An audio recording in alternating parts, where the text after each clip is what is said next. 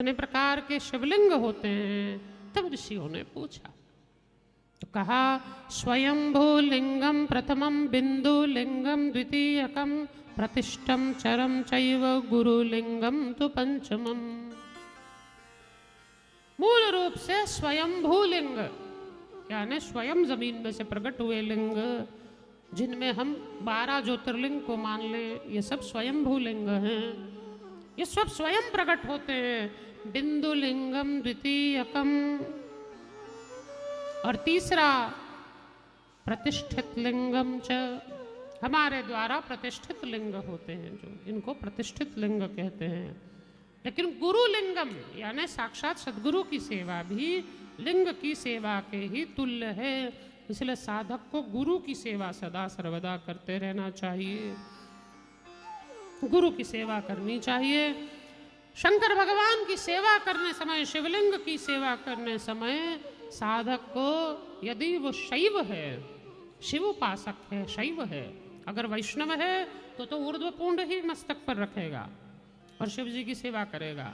लेकिन अगर वो शैव है तो उसको फिर मस्तक पर त्रिपुंडम, उसको मस्तक पर त्रिपुंड लगाना चाहिए, भुजाओं पर त्रिपुंड लगाना चाहिए। त्रिपुंड की बड़ी महिमा है, उसको त्रिपुंड लगाना चाहिए।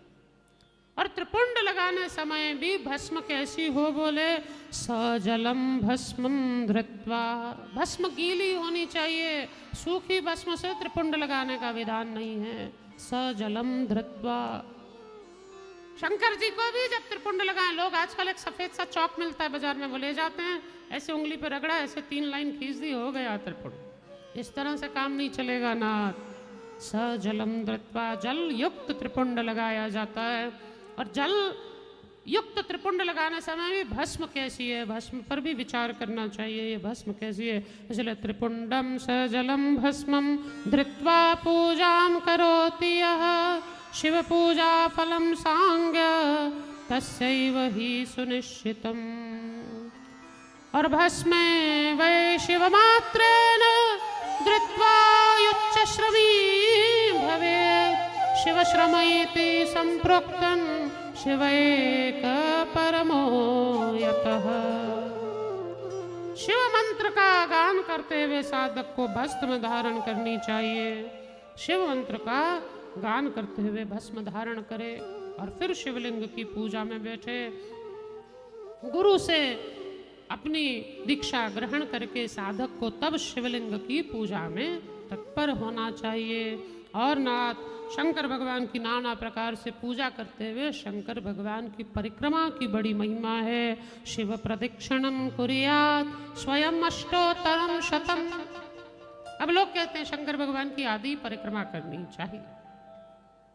इसके पीछे कारण क्या है? कारण ये है, शिवलिंग का जो जल आ रहा होता है, जल लहरी के पास से, उसको लांघने से शंकर जी पर चढ़े हुए पानी को लांघने का दोष लग जाएगा, इसलिए आदि परिक्रमा का। लेकिन कई मंदिर ऐसे होते हैं जहां पर जल लहरी मंदिर में ही समाप्त हो जा रही है, बाहर मंदिर के नहीं आ रही, और परिक्रमा मार्ग जो है मंदिर का बाहर से है। बात को समझ रहे हैं हमारी? परिक्रमा मार्ग बाहर से है। जल लहरी का जो टैंक बना हुआ है, जहां जल जा रहा है, वो जल भूमि में वहीं अंदर ही मंदिर के पास ही चला जा रहा है। और मंदिर को बाहर से पर्याप्त जगह है कि आप बाहर से मंदिर की परिक्रमा कर सकते हैं। तो ऐसी स्थिति में आदि परिक्रमा का विधान नहीं। अगर मंदिर के अंदर ही गर्भगृह में आप परिक्रमा कर रहे हैं, तब शिवलिंग की जो जलधारा है वो लांघनी नहीं चाहिए। इसलिए आदि परिक्रमा तो शिव जी की आदि, गणपति की 1, दुर्गा जी की 3, विष्णु भगवान की 4, ये परिक्रमा की संख्या है। इस अनुसार परिक्रमा करनी चाहिए। शिव प्रदक्षिणाम कुर्यात् स्वयं अष्टोत्तरम शतम। 108 परिक्रमा शंकर भगवान की, अष्टोत्तर शतम। शतम यानी 100, अष्टोत्तर यानी 108, तो 8 तो अष्ट उत्तर शत, तो इसलिए अष्टोत्तर शत। तो 108 परिक्रमा शंकर भगवान की करनी चाहिए। यहाँ तक कि सहस्त्र कोटि, लक्ष कोटि मन ने कराए, कोटि करोड़ परिक्रमा भी करने का विधान है। लेकिन प्रदक्षिणा नमस्कारान् शिवस्य परमात्मनः। शंकर भगवान को 2 चीजें बड़ी प्रिय हैं। कौन सी? बोले प्रदक्षिणा और नमस्कार, शंकर भगवान को नमस्कार करें, शिवलिंग की प्रदक्षिणा करें। शिवलिंग की प्रदक्षिणा से भगवान अत्यंत प्रसन्न होते हैं। इसलिए साधक के लिए अनेक शिवलिंग हैं, लेकिन साधक को सबसे अधिक प्रिय भगवान शंकर जिससे बड़े प्रसन्न होते हैं। ऐसा कौन सा?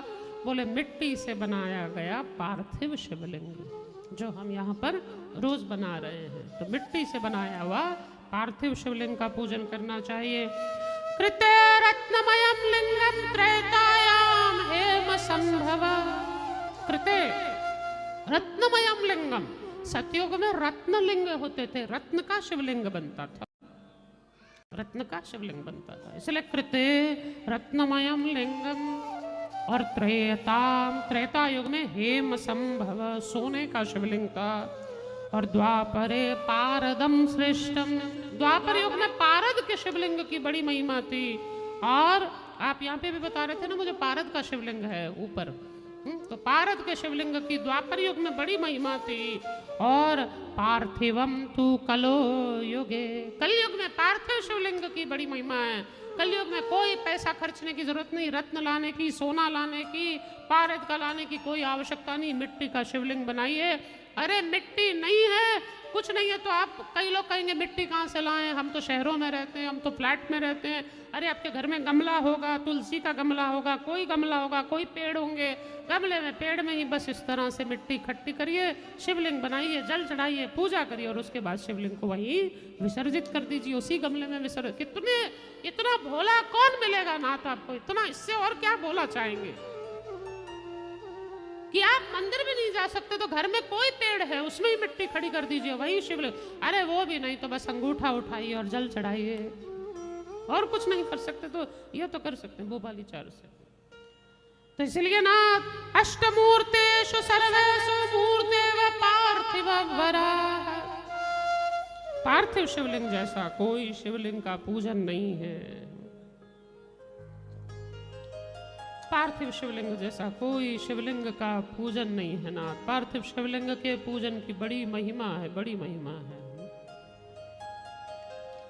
बड़ी महिमा। इसलिए ना शास्त्र कहते हैं अनेनैव स्वदेहेन रुद्रलोक मय्यते। जो नित्य प्रति पार्थिव शिवलिंग का पूजन करता है वो रुद्र लोक में जाता है, इसमें कोई संदेह नहीं। जीवन मुक्त सवै ज्ञानी शिव एव न संशयः। शंकर जी जैसा वो दिव्य बनता है, जीवन मुक्त रहता है, ज्ञानी बनता है। शंकर जी जैसा सदा वैराग्य में रहने वाला बनता है। तस्य दर्शन मात्रेण बुद्धिर्मुक्तिश्च जायते। जो नित्य प्रति पार्थिव शिवलिंग का पूजन करता है उसका दर्शन करने मात्र से भी हमारा उद्धार होता है। यानी जैसे वैष्णव का दर्शन करने से हम भक्तों का उद्धार है, ऐसे किसी पार्थिव शिवलिंग वाले शैव का पूजन दर्शन करने से भी जीव का उद्धार होता है। इसलिए जो नित्य प्रति पार्थिव शिवलिंग का पूजन करता है शंकर भगवान उस पर अपार कृपा करते हैं, अपार कृपा करते हैं।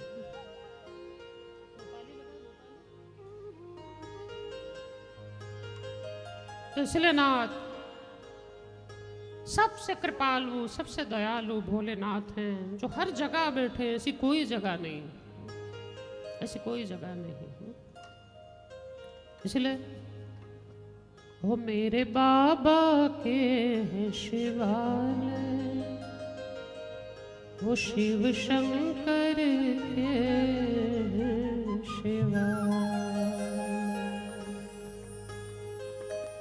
हो हर नगर नगर और डगर डगर तू जहां भी दृष्टि डाले। एकमात्र भगवान ऐसे हैं, कोई भगवान का मंदिर आपको ऐसा नहीं मिलेगा। दो मंदिर ऐसे मिलेंगे, एक हनुमान जी और एक शंकर जी, एक ही हैं दोनों। इसीलिए आप चाहे कहीं चले जाइए, आपको गांव गांव कहीं नहीं तो किसी पेड़ के नीचे भी हनुमान जी के और शंकर जी के मंदिर तो मिल